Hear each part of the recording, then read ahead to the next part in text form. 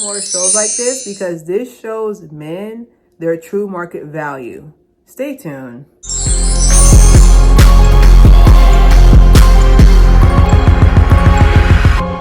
All right, welcome back to another episode of Claire here. Today we are talking about Ultimatum Season 3, Episode 1. I'm going to do 3 parts in the same outfit. Mind your business. Okay, first things first.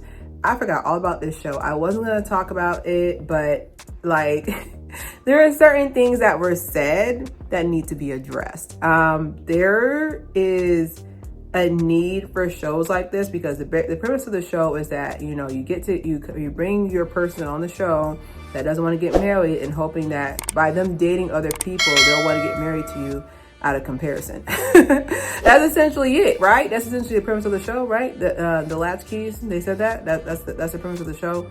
But yeah, let's get into the couples. First couple we have is Zaina and Junior. Zaina, she is so beautiful. Like, oh my God. like just breathtakingly beautiful. Like, let's give a pause for her beauty right quick. Okay, thank you. So Zaina and Junior have both been dating 3 years. Zaina is 32, Junior is 33.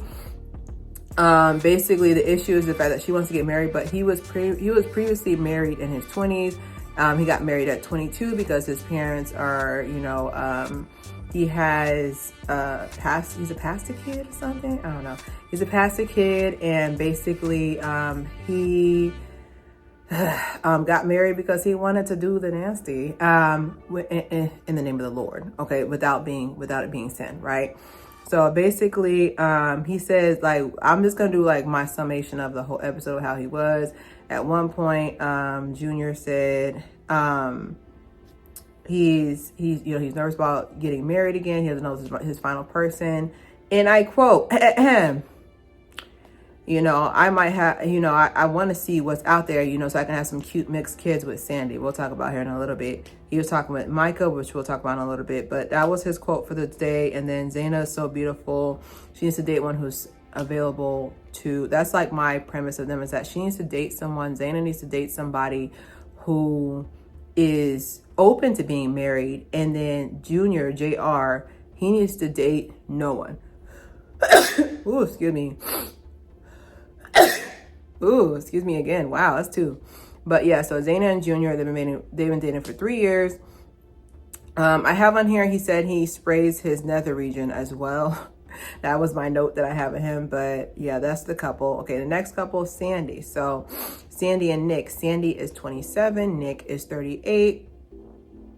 Let's pause for common sense for why they're not married yet. So they've been dating for 2.5 years. So that puts Sandy at 25 when they first started, and Nick at 36. I don't know what it is, but there's a little bit of an ick for me whenever I see a guy dating someone who's well younger than his intellectual age. And I don't be like, oh shit, they might be mature for your age. No, you're not. Life does not do that. But so she's a party girl, and then they have a 10-year age gap. Sandy's not ready to settle down yet. She wants, you know, party a little bit. Nick is ready to have some kids off rip, which I'm just like, at 38, he's ready. He's ready. Like, he's ready. I don't know what's going on, but he's definitely ready to have a kid. I have on here my note that I made for Nick is the fact that, you know, there is an orange flag about Nick. There's something there. I don't have proof, but there's something there about Nick that scares me a little bit. Like, there's something scary about him because, like I said, I'm always nervous about a guy who is dating someone, who's seriously dating someone who's a decade younger than him. Like, that means you were 36 and you dated her at 25, was expecting to lock her down. Like, why didn't you date anybody your age? Like, that always is like in the back, it's always crawling in the back of my head. Like, I wonder why you couldn't get nobody your age. It's not like a good thing. I have on here too, I feel like because he's an artist, you know, like he's very well established and whatever. He's an artist, but they didn't really specify, like normalize specifying what these people do, because after, you know, Ty Liar, from the previous Love Is Blind season, like, you know, we kind of don't trust anybody. We did bring me the W too. We need that. But yeah, like that was really confusing. But yeah, they have been dating for 2.5 years, and he's ready to hook up. Man, he's ready to done being hooked up. Honestly, my overall opinion is that Sandy wants to taste the chocolate. She wants to sample the chocolate, because she's already making eyes at Junior, and Junior was also like, oh, JR was also like, oh, we could have some pretty mixed babies, very, like, they already started speed dating in this episode, and they're already bringing up sexual stuff already, and to me, it just rubbed me the wrong way. I'm not gonna do a full recap because, like, there are certain parts where I'm just like, this is a waste of film. But yeah, I think that Nick needs to go with somebody else. Nick needs to go with somebody else who actually wants to be married, not someone who I can tell, like, something tells me that he is paying the majority of her bills. I know a city girl when I see one. And she's like, oh, you actually want to get married? Oh no, there's still Instagram followers to be had. Stop playing. Okay. So the next couple is Mariah and Caleb. Mariah is 24 years old. Caleb is 29. They've been dating for 2 years. So Mariah been dating since she was 22. Gives me red flag. Caleb is basically like, I don't want to be divorced by 40, be in a rush to get married. I want to sit there and think it through. And I was like, no, everybody clap for common sense. Caleb has common sense. Okay, he does. I have on here, Mariah and Caleb are boring. Like, I literally have it on here. I literally have it on here that they're boring. Like, something about, like, I don't know, like, I'm not saying that, if you're an introvert, you're boring. Like, there's some introverts who are fire, but they're very much boring. Like, at one point, I was like, wait, who are we talking about? Like, it was really confusing, but Mariah being 24, so her being 24, I don't know if she's truly ready for marriage, and I could be wrong, but she gives me codependent. We'll talk about it as we get in the other episodes, but she definitely gives me codependent. There's nothing wrong with being codependent, because essentially you want to be able to rely on your partner, but she's codependent as in, like, I feel like she walking out here with something, like, she's not going to just leave and be like, okay, I didn't connect with anybody. But yeah, that part I was a little confused by. But yeah, he literally said, I don't want to be divorced by 40, which is a very good point. Mariah has caught the attention of Dave, and we'll talk about him in a little bit, but he thought that she was very attractive. So, as I watched the episode for episode 1, like, they're letting it be known that they're attracted to certain people, which I get, because like I said, like, everybody has a type. Everybody has, somebody who they see and this off-rip, just initial attraction to them. Everybody has their type. I have my type as well. But something is just weird about the fact that, like, with Mariah, besides Dave, like, no one else is like really sweating her like that. But yeah, they literally are just boring. They're so boring. I'm gonna move on to the next person because I don't really have a lot by them. Like, Caleb being 29, I feel like he's also having, just one more thing, Caleb being 29, something about when you turn 30, like a switch just like kind of like clicks on your head that, okay, maybe it's time to get my stuff together. I feel like if we would have brought them as a couple like a year later, like when he turns 30, I feel like it would have been a different conversation, because like he just gives, I think why I put boring too, like he just gives nonchalant. Like, I'm not a fan of nonchalant people, because you need to be chalant. Like, you need to be chalant. You need to have an opinion about something. Like, you just can't be like, oh, I don't want to be married because I don't want, like, baby, like, give us something. Like, they say yes, give us nothing. He definitely did. Okay, so the next one we have is Vanessa and Dave. So Vanessa is 30 years old and Dave is 34. They've been dating for 3 years. And basically Vanessa has issued the ultimatum. And Dave is like, oh, what if the grass is greener? What if I don't know if I'm like the perfect person for them? But my issue is this, that with Dave, like, my issue with Dave is the fact that, like, he's interesting looking. I'm not attracted to none of the men on the show, by the way. But like, he's very decent looking. He's tall. There's that. But like, the way Dave is like, oh, I don't know if the grass is greener. I was just like, you're 34. You're 34. Honestly, if I could be frank, the fact that they've been dating for 3 years and they're in their 30s and he's like, I don't know. it's time for him to go. Like, I feel like in your 30s, like the timeline of, you know, boyfriend from talking, exclusively talking, boyfriend, girlfriend, fiance, wife, I feel like the pipeline got to be a little bit longer, because the reason why essentially that timeline is so quick in your 20s is because of the fact that you don't really know what you want. You're not really sure about who you are as a person. You don't know what your interests are. And then there's a lot of job opportunities that you could possibly end up turning down because you want to stay with your partner. And that can be counterintuitive to what you really want to be later in life. Like, you know, I had a little boo thing when I was a freshman year. I was in freshman year in college. I had a little boo thing and I failed so bad. Like, if there was a grade lower than F, I had it, you know, because I was so focused on him. And like, you know, it wasn't until they said academic probation, we will be sending you back to Miami. I was like, wait, let's talk. Hey, bestie, you know. And of course, you know, the legend, you know, I got my degree 3 years later after that. And it's just the fact that, like, I don't know, like something about the fact that there's a different timeline, you know, for them to be for 30 and 34 is wild. Like, for him to be like, I don't know what the grass is greener. And then this is what sent me. He said, and I quote, I have their quotes down because they're ridiculous. It said, and I quote, oh, Mariah, she seems interesting. I was like, listen, one thing about women, we will always have more options, even if we busted looking. So Vanessa is gorgeous. She looks like an actress I can't remember, but Vanessa is gorgeous. So for you to sit there and be like, oh, this other person's interesting, I was like, good. So next time a richer man walks by, I'm like, wow, that rich man is really interesting to me. Very, very attractive. Like, I promise you'll never have to worry about that problem again. Like, you'll never have to worry about that problem again. But, so basically Dave, my theory about Dave is Dave wants to sample around. He wants to sample the Neapolitan before he settles down with vanilla. Does that make any sense?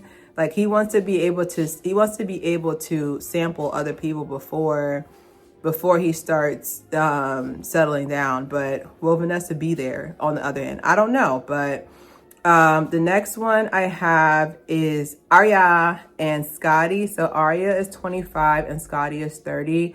My thing is that they've been dating for 3 years. So that automatically makes me feel like with them dating for 3 years, like that automatically makes me nervous, because that means that when he started dating Arya, she was 22, which means he might be all she knows. And that's kind of scary because, when you marry somebody so young, you never explored and truly like ventured out. I mean, you don't gotta, you know, sell your honey Quaker oats, like, but you don't have to do all that. But like, you know, you want to make sure that you know this is your person forever, which that's what Arya's thing is. But Dave's like, I want to get married.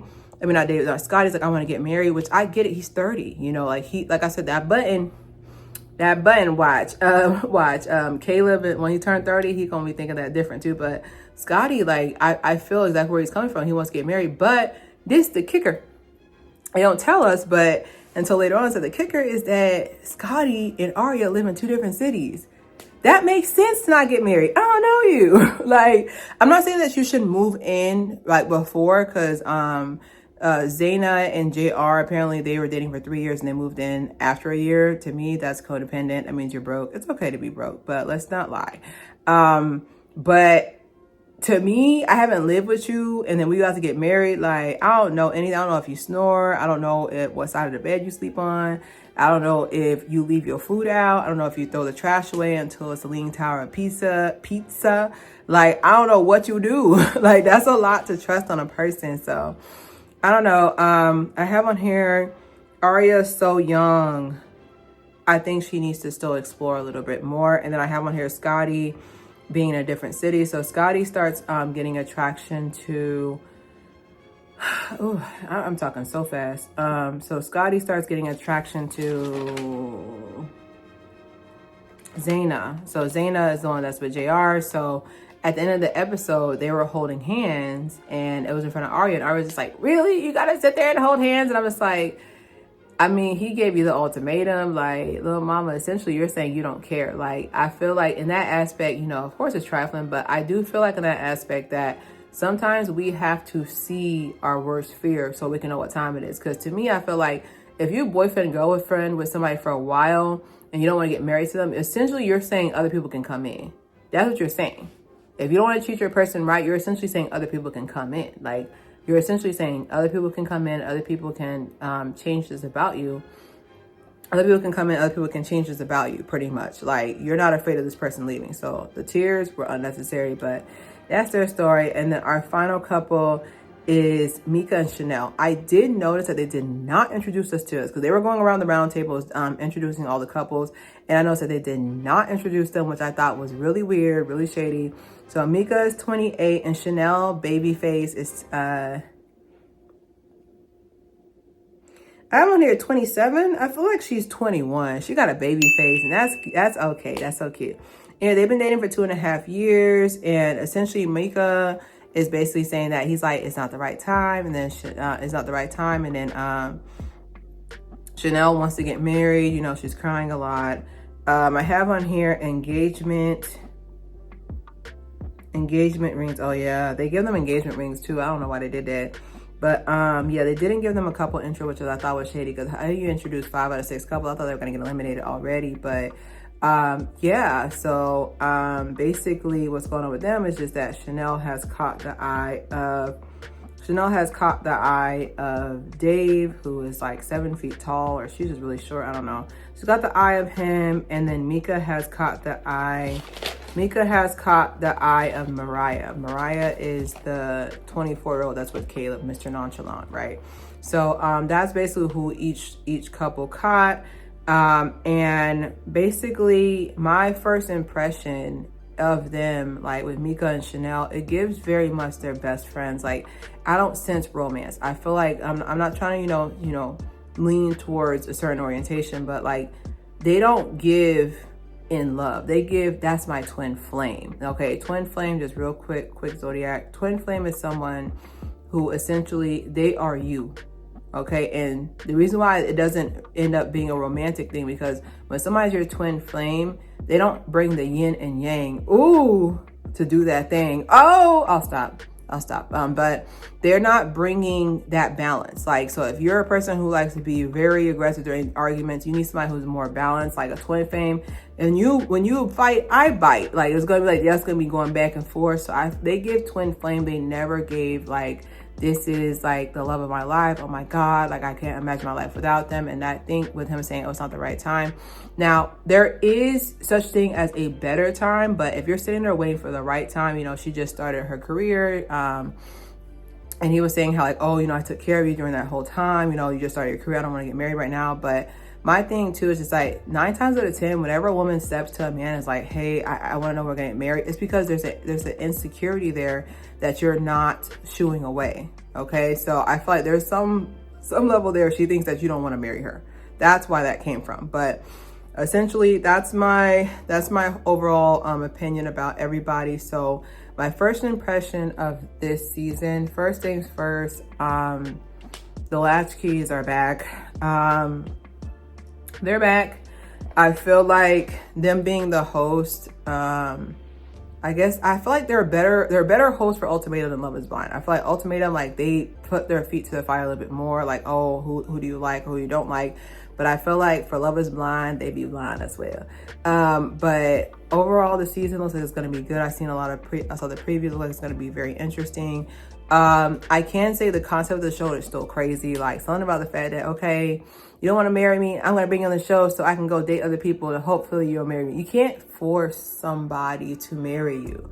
Like, I'm not trying to be mean or nothing, but you can't. Like, there's no such thing as forcing anybody to marry you. Like, I know people will try to sit there and try to be like, oh my God, I want to try to see if I can get this person to marry me. I was like, there's no such thing as that. Like, you can't force somebody to get married to you. The fact that they gave them like, basically gave them like a symbol of, you know, the commitment. They gave them fake engagement rings. And so that was a nice touch, but I also is unbelievable. Like, how do you have everybody's ring size? Like, is it gonna go on their finger? Is it just symbolic? Like, it's kind of weird. Like, it's kind of like dangling the carrot. Here's a wedding ring. Like, it didn't really get, like, it didn't really, to me, it didn't make no sense. It didn't make any sense for why they had it. It didn't make any sense for why they had it there. Like, that's kind of awkward to me why they would do that. Like, it's weird. I don't know why they would do that. But the speed dating was very funny to watch, how just in real time, like how you're just not really a match for everybody. Like me, I'm very picky. Like, I don't like most people, and I don't like most people, and I'm not attracted to most men. And I do identify as straight, but most men are not attractive. Like, it's either they're too feminine or the hygiene's trash. Like, I'm not attracted to most men. But when I am attracted to a man, it's overwhelming, okay?